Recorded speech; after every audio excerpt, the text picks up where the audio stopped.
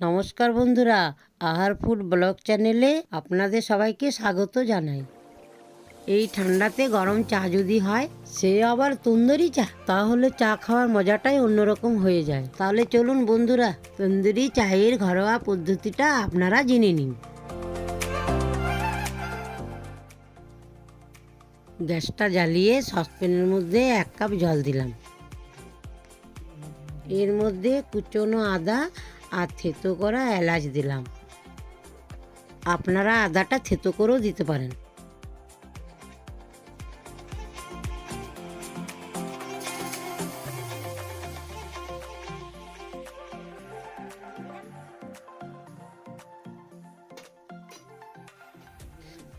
যখন জলটা ফুটে উঠবে, সে মতো চাপাতি আর পরিমাণ মতো চিনি দিয়ে দিলাম।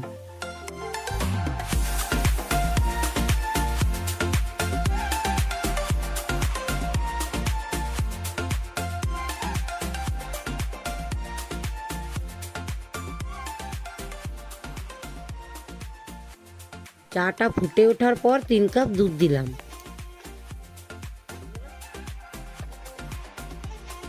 দেখুন বন্ধুরা, চায়ের কালারটা কত সুন্দর হয়েছে।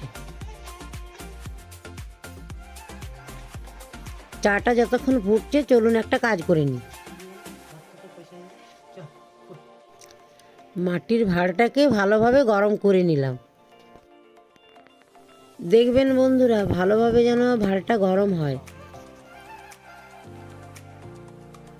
তন্দুরি চায়ের জন্য মাটির ভাঁড় অবশ্যই জরুরি, যেটা মার্কেটে সহজে পেয়ে যাবেন।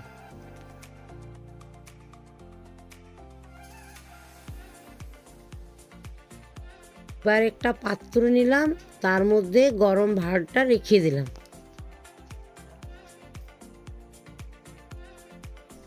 এবারে চাটা গরম ভাঁড়ের মধ্যে ঢেলে দিলাম।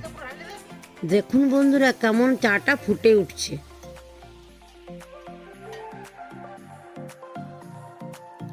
এইভাবে খুব সহজ সরল পদ্ধতিতে বাড়িতেই তন্দুরি চা বানিয়ে নিতে পারেন। ভিডিওটা ভালো লাগলে লাইক, শেয়ার, সাবস্ক্রাইব করবেন। আর ভিডিওটা কেমন হয়েছে কমেন্ট করে জানাবেন। ধন্যবাদ বন্ধুরা।